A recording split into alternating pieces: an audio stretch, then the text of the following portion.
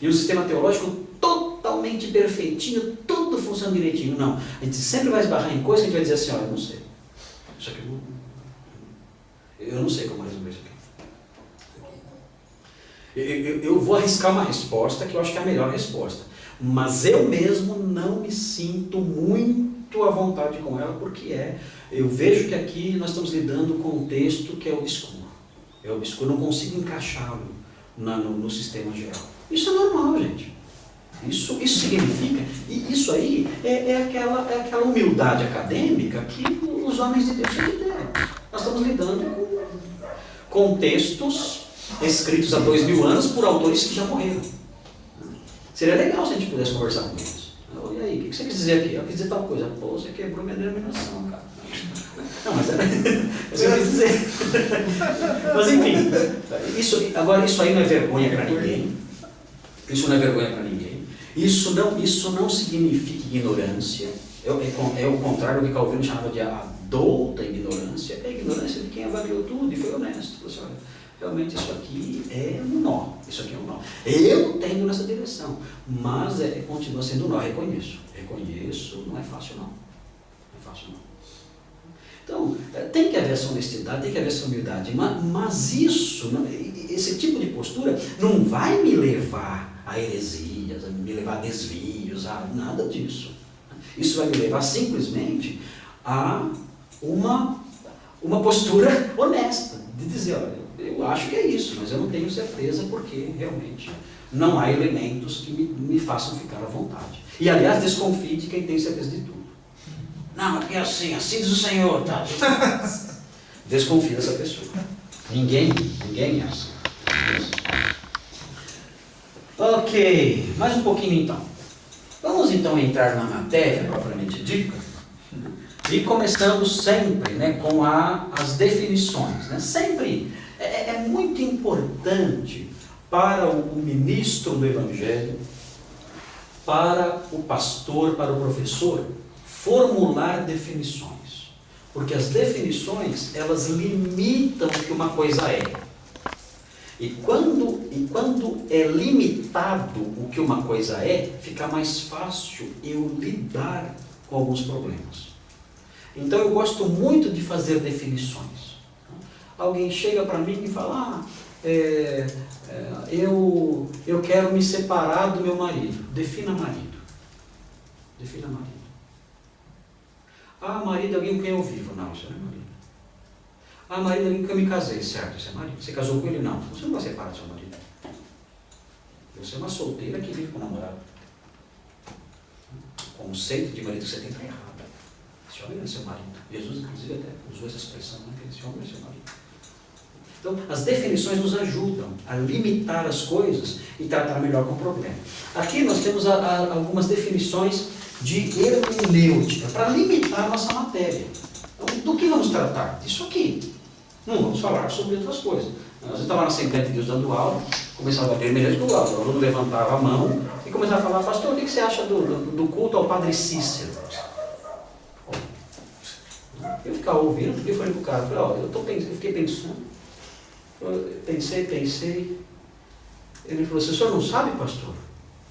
Eu falei para ele, olha, não é que eu não sei, é que eu estou aqui tentando descobrir o que é que a sua pergunta tem a ver com a minha matéria. Onde você estava? É difícil. Aí a classe desabou, tinha que dar um intervalo. Eu não estou conseguindo achar, com toda honestidade, estou querendo saber onde se encaixa o Padre Cícero que eu estou falando. Intervalo. Eu ia dar intervalo porque a classe veio abaixo. Aí ele ficou bravo, assim, não, isso eu não entendeu. Eu falei assim, olha, que Padre Cícero te ilumina. Porque a mim, eu estou nas trevas já. Eu já estou nas trevas. Padre Cícero tem que ilumina a sua vida. Eu não sei o que você quer dizer com isso. Pastor, acho que o senhor fica com a mesma sensação, às vezes, quando algumas irmãs aqui dão fazem umas perguntas. Na igreja você vai levar uma boa, né? Na igreja você vai levar uma boa, agora não, tudo bem. A irmãzinha lá, beleza, tá perdoado, vai no PEX mais. Mas, pô, no curso de teologia, o cara vai chamar isso. Ninguém merece, não vai ter. Vamos lá então. Aqui é definições. Hermenêutica é a ciência da interpretação. Ok? Então, existe o aspecto técnico. Existe o aspecto subjetivo, que já vem encaixadinho em você. Qualquer pessoa com o mínimo, né, de saúde mental, do mínimo de normalidade intelectual, vai praticar hermenêutica. Todo dia. Isso é o que? São os índios. São os índios, É assim mesmo. Agora, note bem, o termo indica a arte de interpretar a literatura, ok? Incluindo o reconhecimento dos princípios sobre os quais a verdadeira análise deve prosseguir. Então, vamos ver esses princípios, vamos enumerá-los, alistá-los, né, para que possamos aplicá-los nos textos que vamos, com que vamos lidar daqui para frente. Olha aqui de onde vem a palavra Hermes. Na mitologia grega era o deus mensageiro, intérprete da vontade dos deuses. Daí que vem a hermenêutica. O verbo hermeneuo significa interpretar. Hermeneu, ou traduzir pode significar também. Hermeneu pode significar traduzir também. Ok? Outra definição. Hermenêutica é também, num sentido mais estrito, a tarefa de identificar o sentido original de um determinado texto. Aqui é que a coisa complica. Aí é que o trabalho começa, né? Aqui o trabalho é pesado. Note bem, existem graus de compreensão do texto. Será que aquela irmãzinha, né, que o João mencionou agora, né? Foi o João que mencionou? O Fernando mencionou.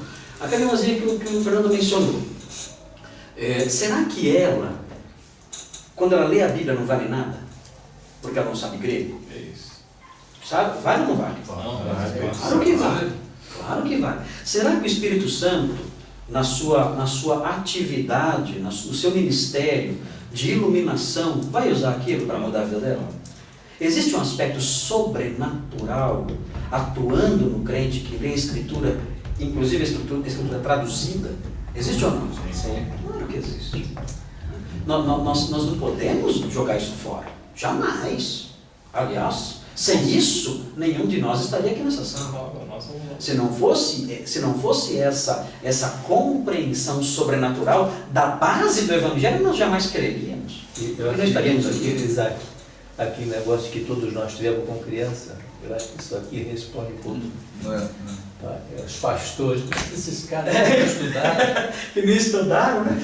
E esses homens que tinham, às vezes, uma limitação intelectual tão grande por não terem oportunidade. Eram pessoas pobres, eram pessoas sem recursos, em igrejas pequenas não podiam nem comprar um livro. Eram pessoas que mal conseguiam, eu vi vários casos assim, mal conseguiam ir na feira comprar coisas para a família. Era difícil a vida. Então, como é que ele podia comprar um livro, um comentário, fazer um curso no exterior? Impossível isso aí. E Deus preservou gerações. Deus preservou gerações através desses homens, que sentavam ali no seu escritório, na sua cozinha, né, com a Bíblia em português do lado. E ali faziam ali suas mensagens e pregavam, erravam, claro que erravam, né, em várias coisas, mas anunciavam a base ali daquilo que era dito lá no texto traduzido, né, e com isso preservaram gerações de pessoas, gerações de cristãos, e nós somos herdeiros dessas pessoas, nós somos herdeiros desses homens. Então existe sim uma atuação hermenêutica, né, sobrenatural no crente. Claro que existe, mas por alguma razão que nós não compreendemos, né, esse grau de compreensão ministrado pelo Espírito, ele tem uma limitação. O Espírito Santo quis que fosse assim. O Espírito Santo, quando eu estou lendo, não acontece como aconteceu lá com o fundador do mormonismo, né? Ele dá uma lente mágica e você lê e vai vendo a tradução direta dizem que Joseph Smith ele recebeu lentes celestiais. Então, quando ele foi ler o livro de Mormon, escrito em egípcio reformado, uma língua que aliás não existe, né? Ele recebeu as placas de ouro em egípcio reformado, não sabia ler, mas o anjo Moroni deu para ele as lentes, o Urim e o Tumim. Deu o Google Tradutor. E ele colocava a lente na frente virava inglês. Opa! Google Glass. Não é? Então ele conseguia fazer a hermenêutica perfeita porque ele tinha as lentes lá que o Moroni deu para ele. Conseguiu traduzir. É o que nós temos hoje, o livro de Mormon aí. Né? Acreditam nesses mitos, essas tolices todas. Nós não temos esse mecanismo. Né? O Espírito Santo não dá para o crente isso. Né? Ó, lê no grego aí, a pessoa lê e está lá, tudo lá bonitinho lá, a tradução direta do texto original. Isso não existe. Né? Então, e por alguma razão o Espírito Santo quis que a sua atuação nesse aspecto de entendimento do significado fosse limitada ao mínimo necessário. Por quê? Eu acho que Deus odeia todo tipo de negligência.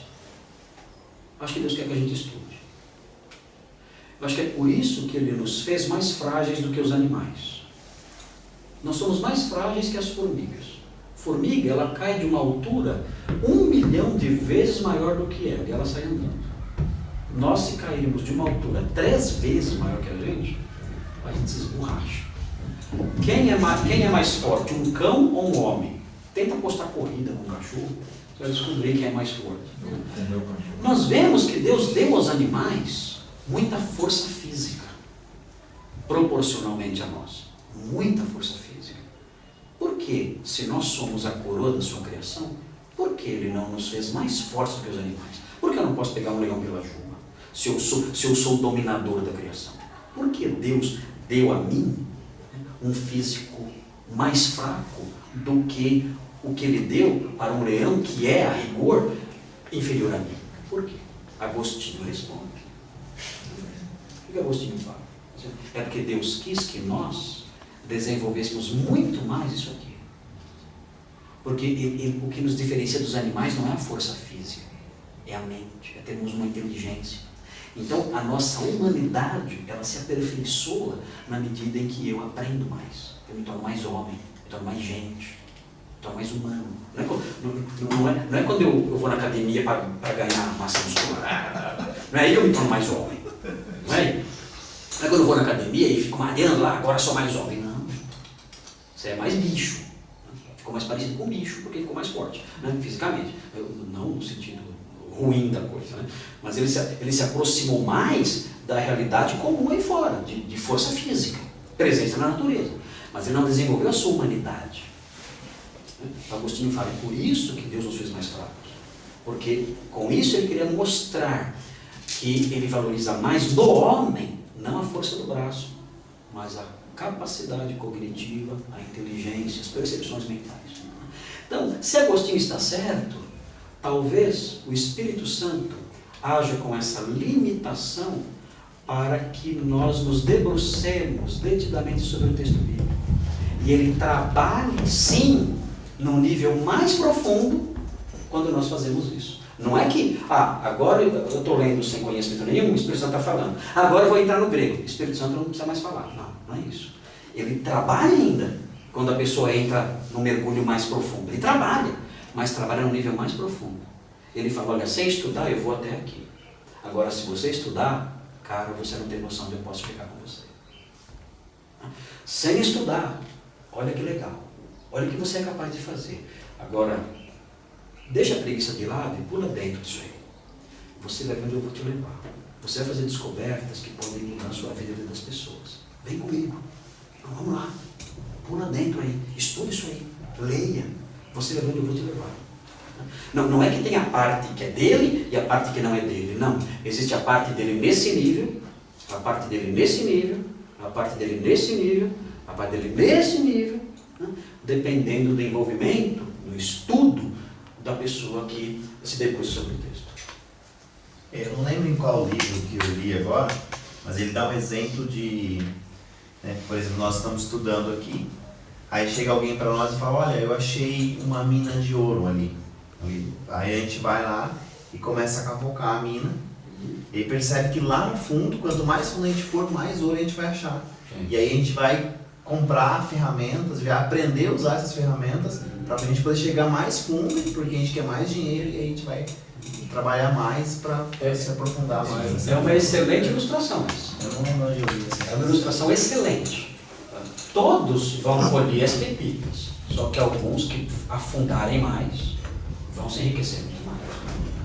Então, nós temos que tentar, basicamente, identificar o sentido original de determinado texto. Isso é um pouquinho difícil às vezes. Por quê?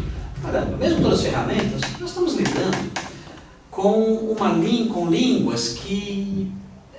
As línguas, elas têm uma alma, me parece. Elas não são só sinais sonoros ou sinais gráficos. Elas têm alguns significados que transcendem a sua expressão audível ou escrita. Elas transcendem. E como eu vou explicar isso para alguém? Como eu vou explicar esse sentido que transcende o som e transcende a grafia para uma pessoa que não fala essa língua? Por exemplo, eu chego e falo assim, não é que o João foi mesmo? Não é que o João foi mesmo? Traduza isso para o inglês. Menos. Traduza para o inglês. Quando você traduzir, você vai dizer que não foi. Mas o sentido da frase é que ele realmente, surpreendentemente, ele foi. Peraí, você falou que ele não foi. Está dizendo que não é que ele foi mesmo? Não é que ele foi. Peraí, o americano, ou sei lá quem, vai dizer, peraí, mas... Está dizendo, não é que ele foi. No. Is. Enfim. Olha, aqui está dizendo que não é que ele foi. Não, mas isso significa, se não é que ele foi, significa que ele foi. Ele está de brincadeira. Você está de brincadeira. você tá de brincadeira comigo. Está de brincadeira comigo. Não, estou falando sério. Essa expressão só tem um sentido. Significa que o João realmente, surpreendentemente, ele foi. Agora, você tem aí uma barreira de tradução entre pessoas que vivem na mesma época e que têm um contato até contínuo com pessoas que falam essas duas línguas. Os americanos conhecem muitos brasileiros, veem os brasileiros falando, conhecem o Brasil aqui perto, alguns pensam que é na África, né? Mas aqui pertinho e tal, enfim, existe isso. Agora, nós estamos lidando com línguas orientais. Pensamento antigo. Pensamento de 2000 anos, conversando com homens que viveram numa cultura que já acabou, que já morreu, que não tem mais. Estamos com os textos deles. Será que basta a gente descobrir se é dativo, genitivo, nominativo? Será que isso resolve o problema? Resolve o problema você falar, isso aqui é um auristo, então esse tempo ele começa e termina no passado. Será que isso mata o problema? Será que isso resolve tudo? Gente, ninguém fala assim. Ninguém fala pensando assim, eu vou usar agora um auristo porque a minha ação começou e terminou. Ninguém faz isso. As pessoas falam. As pessoas falam. E sabe-se lá o que nós não perdemos ao longo desses 2000 anos em termos de nuance. Esses sentidos que não são objetivos, esses sentidos que não estão embutidos ali no sinal sonoro, no sinal gráfico, não estão lá. E nós perdemos. Às vezes o que acontece, uma descoberta arqueológica mostra uma palavra sendo usada de um jeito que a gente nunca imaginou. Meu Deus!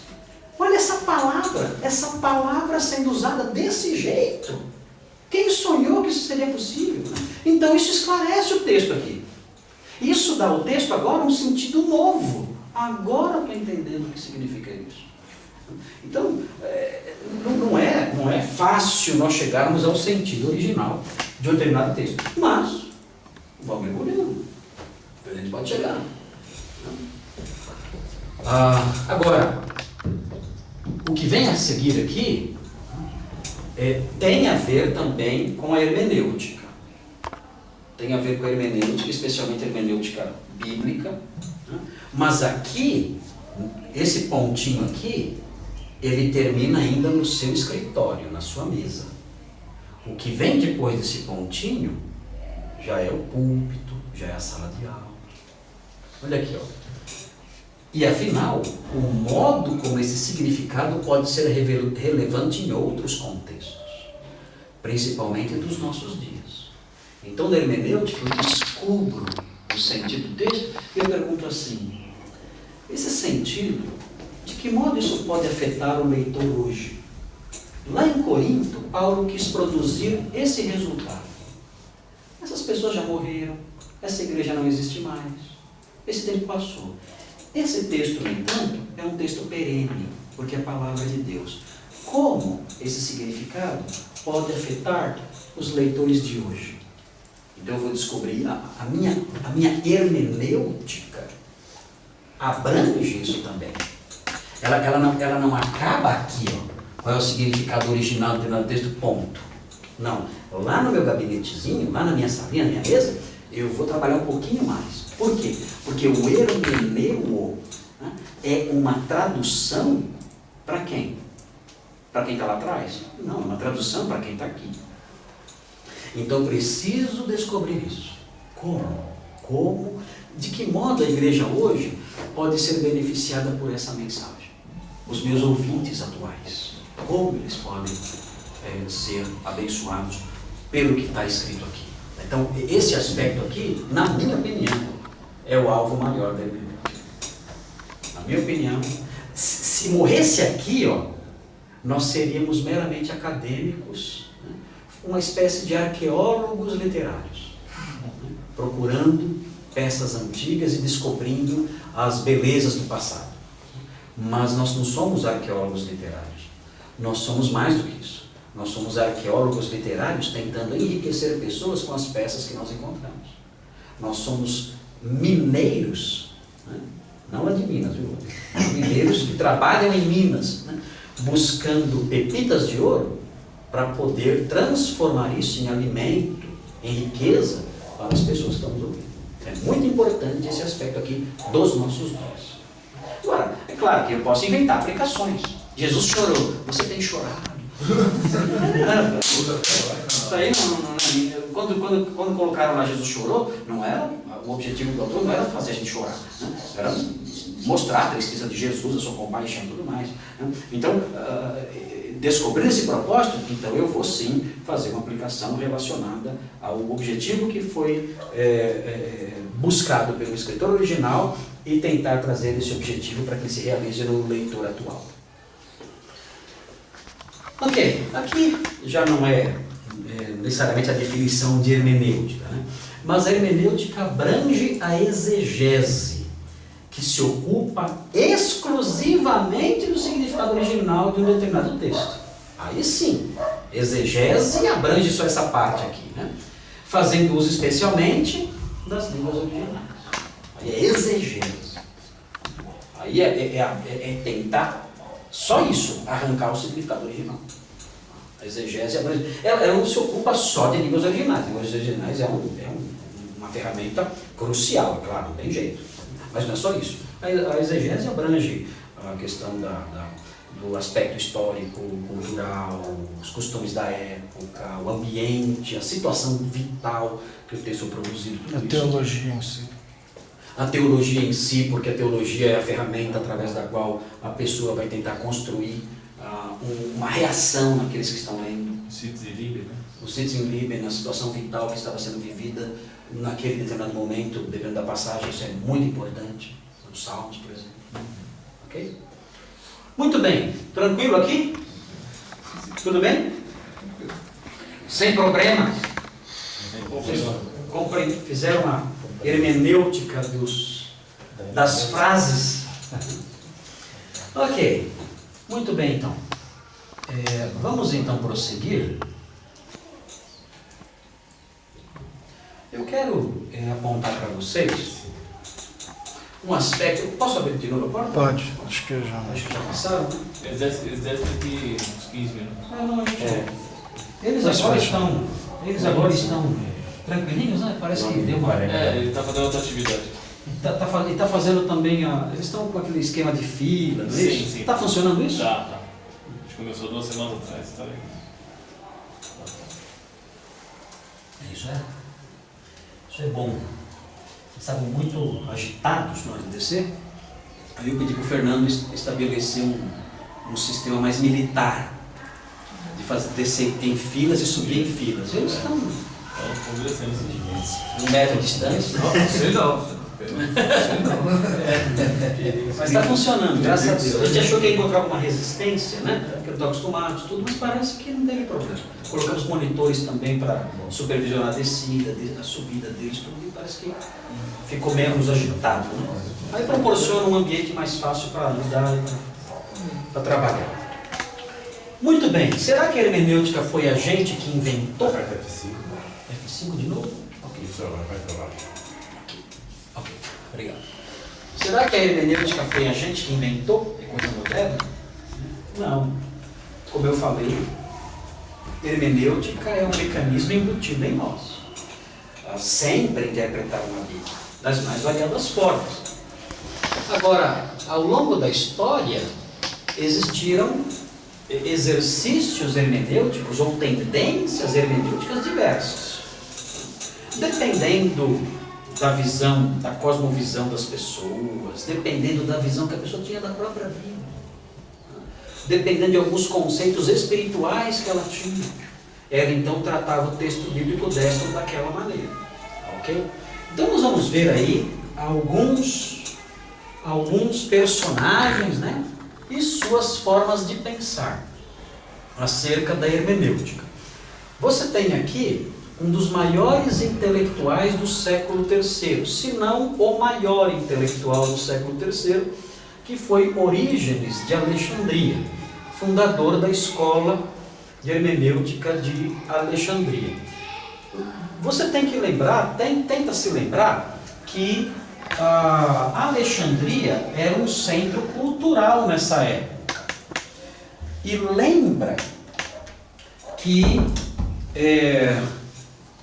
antes de Orígenes, contemporâneo inclusive dos apóstolos, existiu um filósofo e intérprete judeu que viveu em Alexandria chamado Filon. Filon ou Filo de Alexandria, um judeu que adotava uma concepção grega, filosófica grega, da realidade. Então, Filon de Alexandria, ele era um espiritualista no que diz respeito ao trato com os textos bíblicos do Antigo Testamento. Claro, não era cristão, então ele lidava com a hermenêutica veterotestamentária. E Filon, ele ensinava o método alegórico. Por que Filon se preocupava com o método alegórico? Por quê? Muito simples, a filosofia grega não conseguia recepcionar dentro dos seus conceitos, dentro das suas definições, dentro da sua visão de alguns itens da realidade, ela não conseguia recepcionar especialmente a visão de um Deus que tinha reações apaixonadas. Um Deus que se ira, por exemplo. Um Deus que se vinga. Um Deus que sofre buscando alguém. Um Deus que se lamenta quando vê o seu povo se afastar. Um Deus que mostra um coração que se derrete quando vê as pessoas se afastando dele e busca esse povo com sofrimento, com lamento, com clamor. Esse Deus, na concepção grega, é simplesmente inaceitável. Na concepção grega, o ideal maior de virtude é a total ausência de paixões. Quem é o homem virtuoso? Quem é o homem que alcançou o ápice da sua maturidade emocional, espiritual, psicológica? Qual é o homem que atingiu esse ponto máximo de virtude? É o homem que ele é inamovível nas suas paixões. Ele não se move. Impassível. A impassibilidade, que é o termo que você usou agora, a impassibilidade é a marca da teologia, da visão teológica grega.